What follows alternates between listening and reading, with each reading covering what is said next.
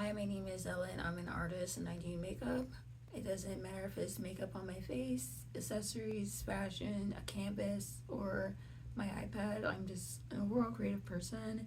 And in this video, I'm going to be showing you guys all the tips and tricks that I use to create creative makeup looks like this, and walk you guys through some of my favorite makeup brushes and tools and just how I'm able to approach my creative makeup aesthetic that you guys all love so much. I've even made a lash tutorial because in 2025 the girls, the gays, and the days are gonna be learning how to put their lashes on. No excuses. I made it super duper easy for you. So this is a close-up of my look. It's like airbrushed hearts. Okay, so one of my first tools I'm going to talk to you guys about is my makeup brushes, and there are different brushes I use for different things.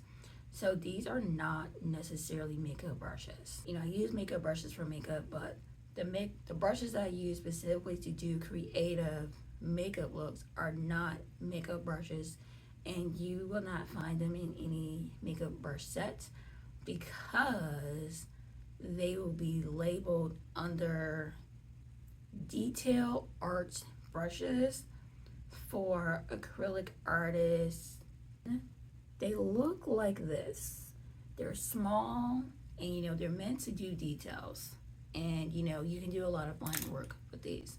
But if you really want to refine your looks, then you should try nail art brushes. And you know they're meant to do details, and you know you can do a lot of line work with these. But if you really want to refine your looks, then you should try nail art brushes. So these are the nail art brushes. They're quite thin, they're quite, you know, the detail.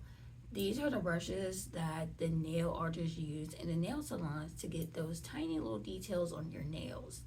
And the reason why I use a combination of nail art brushes and detail art brushes is because typical makeup brushes like this are great for, you know, putting on my eyeshadow. But if I want like little tiny details, if I want to draw little designs with water activated liners, then I need the precision that comes with the smaller brushes. Let's talk about these nail art brushes and the differences between them and how I go about using them. So one is short and one is long. So as for the long brush, this is not like, you see what happens when I poke my face with this and how the brush kind of bends and it's not, you know, giving me the structure that I need. This is not made for, you know, drawing any designs on the face. This type of brush is literally for doing a line. You don't need to use your wrists when using this. You can just take it, dip this in the pigment, place it where you want to place it, and move your elbow in one swift line, and it'll create the line for you. You don't need to use your wrist. You're not doing any of this motion. You're not, you know, moving your wrist. You're not moving your fingers. You just pick a spot on the face and move it, and then you get a nice line.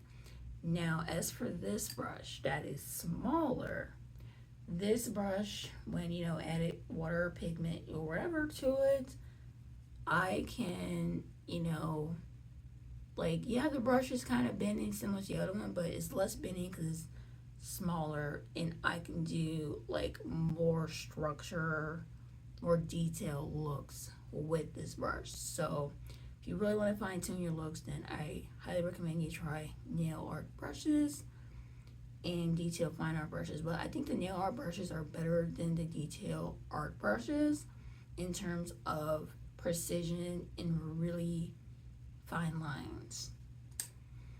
Okay, so I don't necessarily know the name of these tools. I just know they come in the nail art kits, And one of these I happened to find in Dollar Tree, and it was labeled as an embroidery tool, but I don't know anything about using this for embroidery. But they're these little things. They're little balls on sticks in varying sizes, and you can use this for doing like little circles, little dots, little hearts, any type of rounded thing that you don't necessarily want a super pointy edge for. You can use this. This is great for drawing things like hearts, if you want like a really rounded star, a really rounded triangle, or like any type of round shape. You can just use it as a base to create those looks. So if you want to do more rounded looks, not necessarily pointy looks, then I recommend these tools. Like, I'm sorry I don't know what they're called, but I see these in the nail art kits, and I specifically got this. This is double-sided. I got it from Dollar Tree. So one side is about this size, and the other side is slightly bigger, so I can do more looks with this. This size brush you can get in the detail art brushes, your local art supply store, or any like nail art brush. But these brushes are important for the girls that do the lashes, because this is going to help you to apply the lash glue on your lids and apply the lash glue on the lashes to make it stick better and to be more precise, you know, rather than just doing a line in your hand, putting the lashes there and slapping on your eyelid. You know, this is going to help you to specifically get in the area that you want to get to, because a lot of times when you put on lashes another way and you put them on, sometimes they can be a little bit too high, sometimes they can be a little low and poke you in the eye, cause your lashes to poke you in the eye, and all kinds of stuff. So this is really going to help you to fine tune that. Alright, so these are not necessarily, my dog is in here, so this is like covered in fur. So I'm not going to use these specifically, but this is what I have. But these rhinestones are like so tiny and hard to pick up. And these are just like the regular rhinestones. Sometimes I put rhinestones in my looks. The trick to these, they already come with a little bit of glue, but you know, the trick to these is to get one of these. So this is actually for lashes, but I actually prefer a different tool for lashes than this one. I think that this is best for rhinestones because look how easy I'm able to just pick this up. Like, I know I just dropped it, but I drop things a lot. But like this, oh my gosh, it's so tiny. But like this is gonna help you apply like those tiny little rhinestones if you like to apply rhinestones to your face. And then you could also use it to kind of press on it without, you know, worried about scratching it. If you have long nails and you like to put rhinestones in your face, then this is what it looks like. Even though these are for lashes, I personally think that these are better for rhinestones. I feel like this makes it so that you're gonna end up poking your eye out, and I don't want that for you. Alright, so speaking of tools for eyelashes, I highly recommend you get one of these. So these are pliers similar to that other tool I just showed you, but they're eyelid shaped. So I can, you know, put this towards my eye, and it's not gonna like poke me in the eye as much as the other one that is, you know, more straight. So I recommend you get this eyelid shaped thing, pliers, eyelid shaped pliers for your lashes. That's gonna help you out a lot. Another tool that I recommend you guys get if you like creative makeup looks to make your makeup waterproof is a mixing liquid. So unfortunately I ran out of my mixing liquid, but I'll put a picture or a couple of pictures of what they look like here. I've tried one from Makeup of Murder back when they were like $5, and I've also tried the Mehron one. And I personally think that the Makeup of Murder one is the better because it's waterproof, whereas the Mehron one is more water resistant, which is great. But you know, I prefer waterproof because sometimes I want to wear water activated liner, but it's raining outside, it's snowing outside, it's super windy, and I know my eyes are going to be watery. So having that to mix with any eyeshadow or any water activated liner is a game changer. You do not need to do what I did and buy a lot of water activated liners. You can just buy a mixing liquid and add that to any eyeshadow, any eyeliner that you already have the pigments for, and mix it together and use your brushes to do your little designs, and it'll be waterproof instead of water activated. So if you have watery eyes, if you have like seasonal allergies where your eyes get watery or itchy, if you're constantly going to be rubbing your eyes because you know like your makeup makes them itchy or whatever like that, then I highly recommend that you get that tool to help you out a lot. So another tool that I recommend you guys do invest in if you like creative makeup look is a variety of different highlighters. So there's highlighters in gel form, and I like what's in this one size palette, Gworly Pop Cheek Clapper. It's not a gel, but like, I don't know, it's kind of like a solid gel like shade that you press into. It's like a pressed, you know, it's like a pressed gel kind of, you know, texture, because it's just gonna stick a lot better. And also, pro tip, if you are able to invest in a shimmer palette, you don't need to buy a whole bunch of highlighters. If you have one solid shimmer palette like this Aurora Lights, you can use any shade to match with your eyeshadow, so you don't have to buy a bunch of highlighters. So this is my go-to for highlighter. I completely ran out of this one because it's like my most popular shade. I tend to do a lot of pinks and reds and peach looks lately. I just feel like that's the color that looks best on me at the moment. But this palette right here, any makeup look I want to do and add a highlighter to, this is the go-to. You don't need to buy a whole bunch of different highlighters. But, you know, if you do, I recommend that you invest in something like this. It doesn't necessarily have to be this specific palette, but, you know, something similar. Alrighty, so another thing I recommend you guys invest in is liquid eyeshadows. If you like shimmery looks, if you like shimmery highlighter, if you like your highlighter to be layered, I recommend you get shimmer highlighters like these. These are by ColourPop. By themselves, they're not that great, to be honest, but adding this in layers of your highlighter, or if you just want to do a little pop of shimmer at the corners of your eyes, these are great for that. These are not good standalone shades, but they're good for building up your highlighter. You're really gonna like want to play around with different dimensions.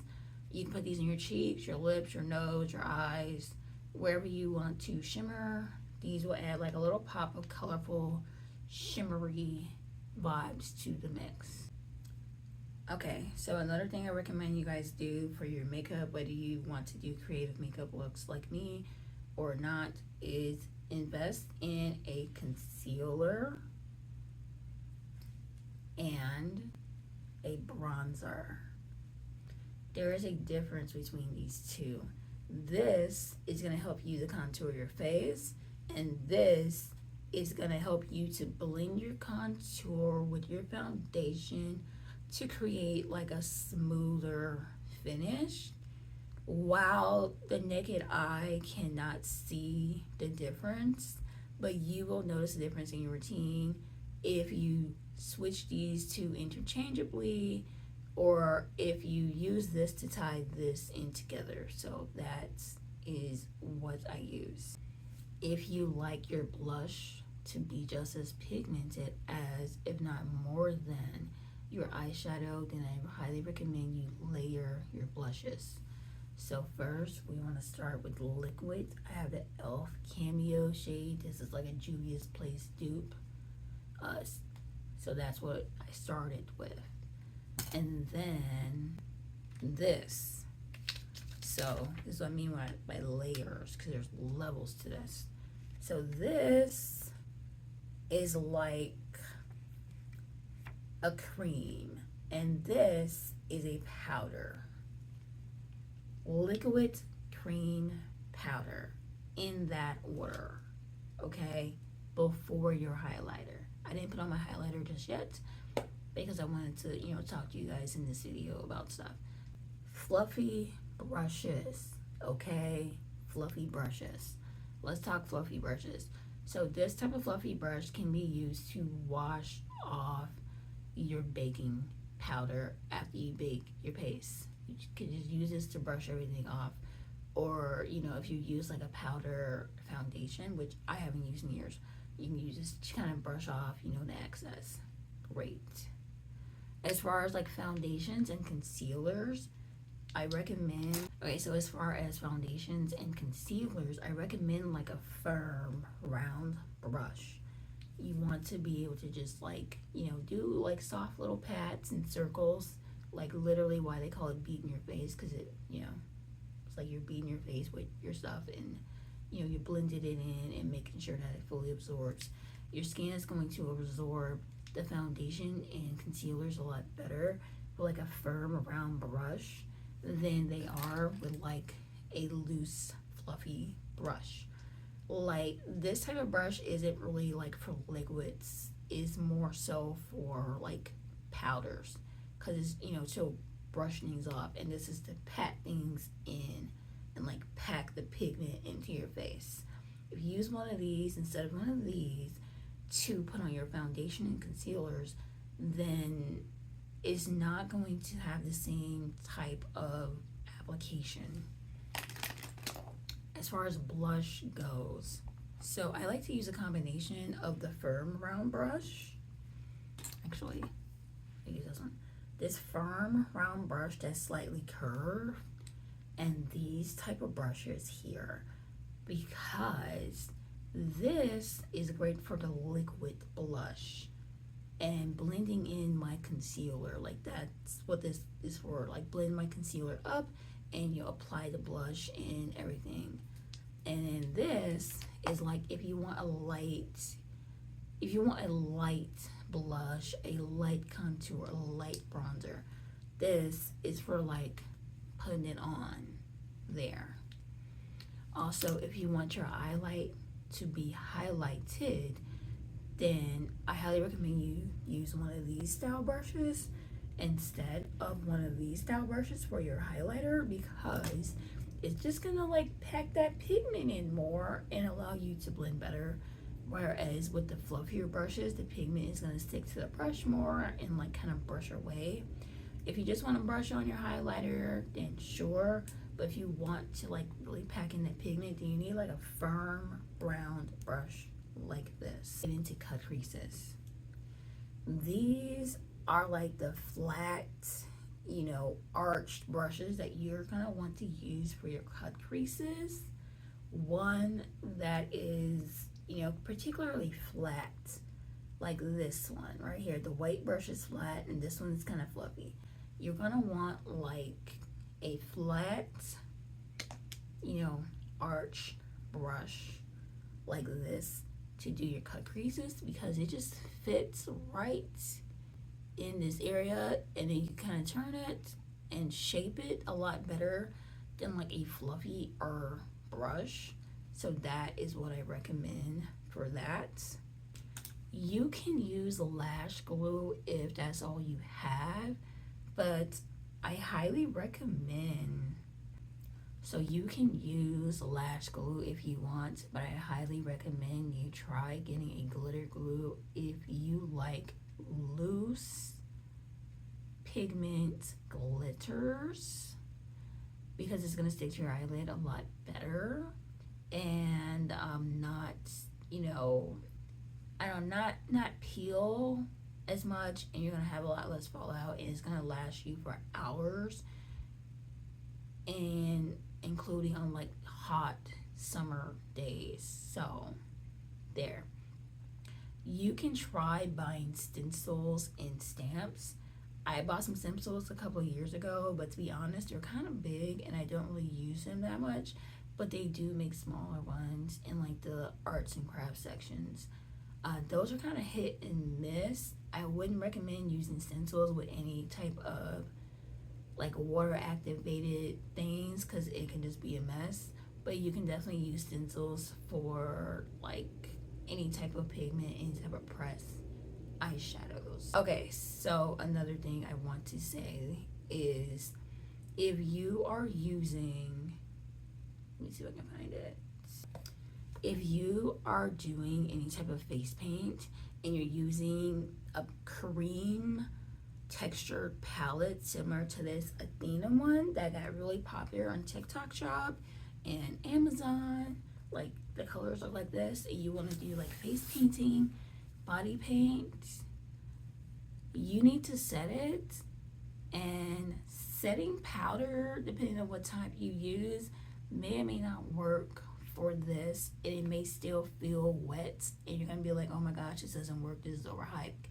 You just know how to use it. You need cornstarch to set this, especially in between the layers if you're going to be like layering different colors. Like if you wanted to paint yourself green for Wicked, and you want to start off with like a light lime green shade like this, but you want to contour with this, and you want to highlight with this and this to create a more dynamic look, you need cornstarch in between those layers so that it's not so messy and it doesn't rub off on your clothes as much. Cornstarch is going to work way better for you than just typical setting powder would, because setting powder is made for like foundation, and this is like way thicker than foundation. So that's also another thing you can use.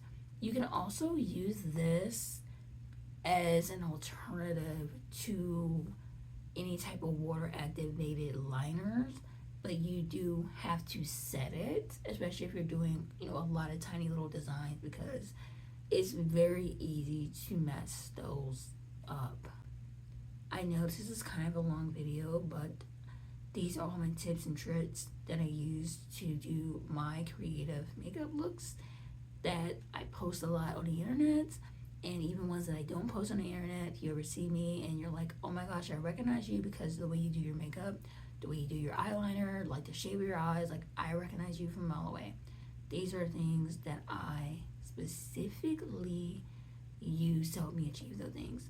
Okay, so another thing that's not necessarily a makeup supply, but can be used for makeup looks.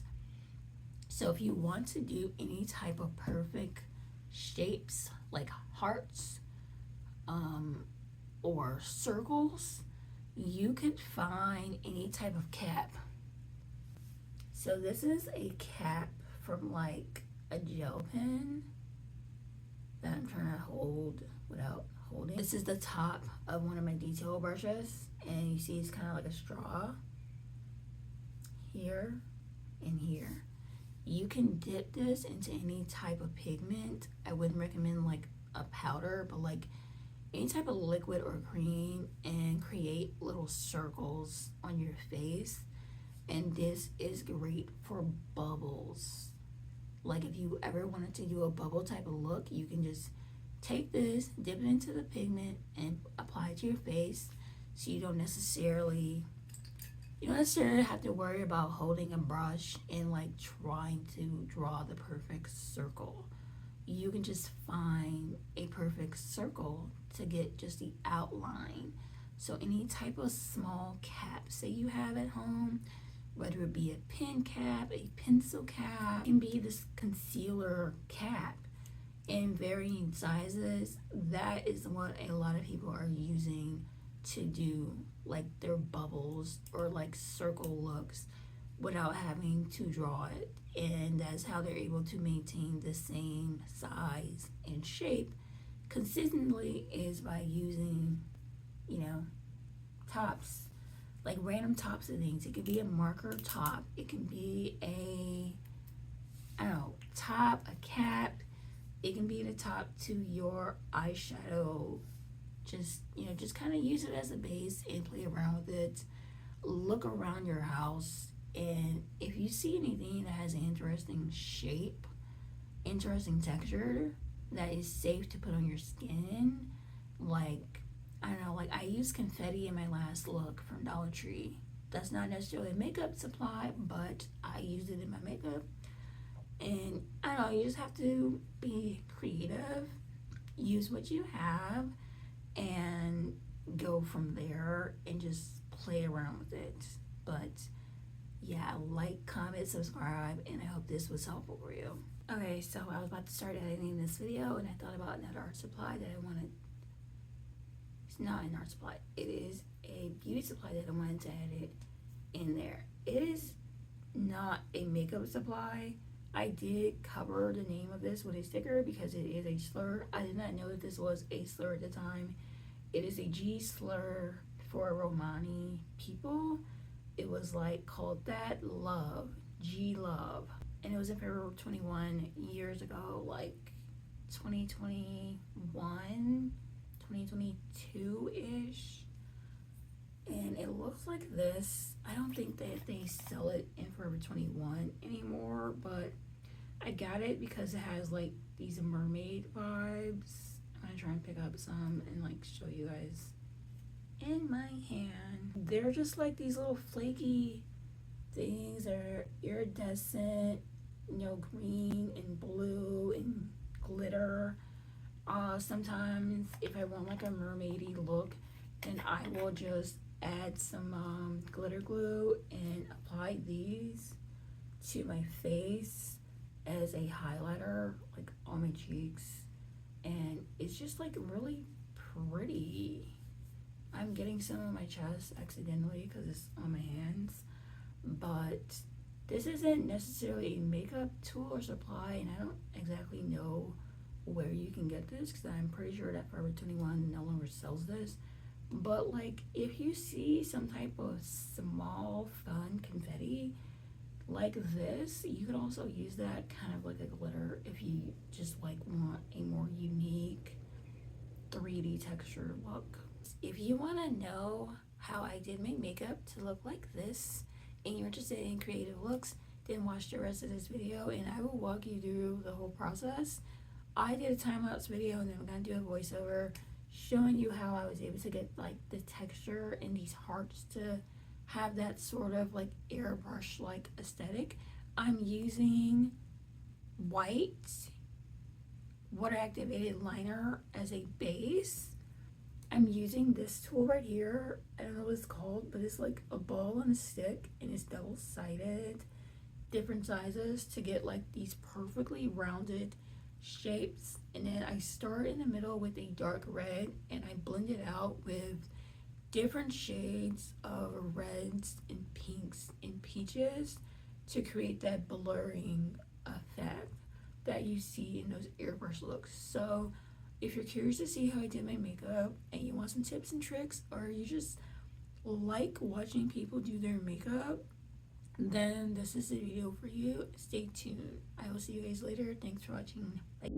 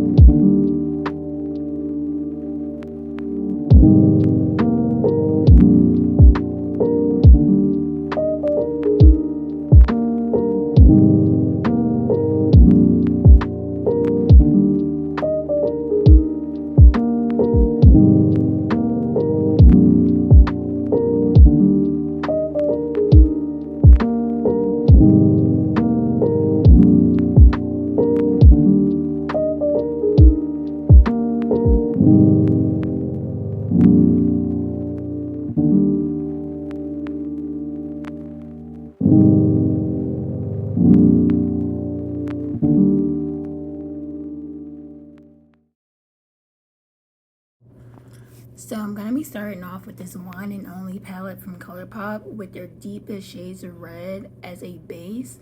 I'm just adding these tiny little dabs with that brush I just showed you a minute ago.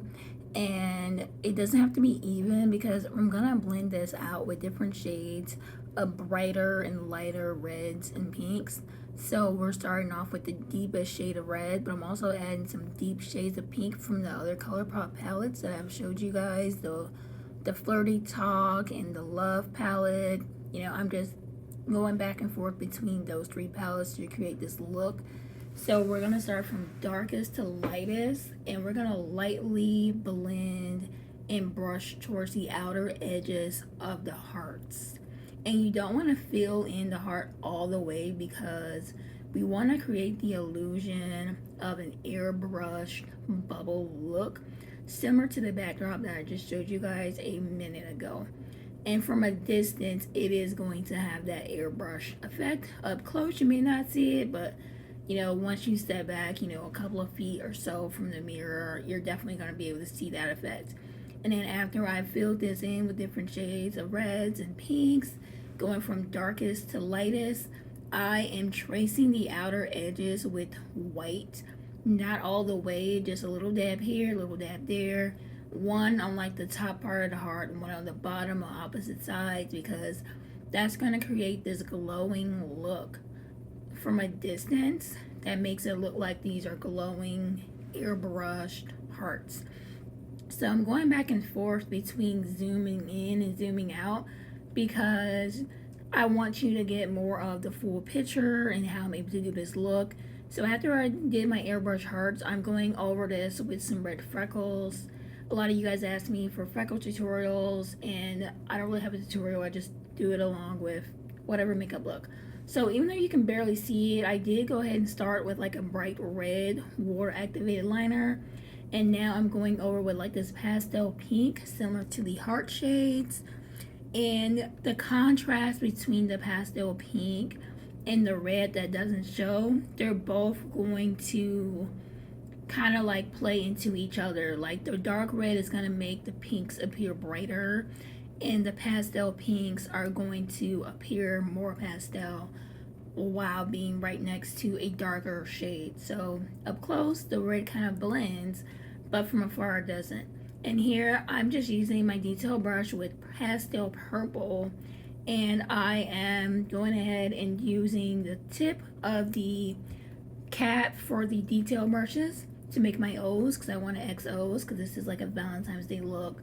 A lot of people have XOs and kisses, and you know, I just feel like it would go perfectly well with this because this is a Valentine's Day look, and I really wanted to play into, you know, this being a Valentine's Day aesthetic and be extra AF. And I'm using a different method for doing my hearts. When it comes to this, I'm just, you know, doing those little V's, and then here I am putting on my lashes. If you would like a lash tutorial, I do have a lash tutorial up.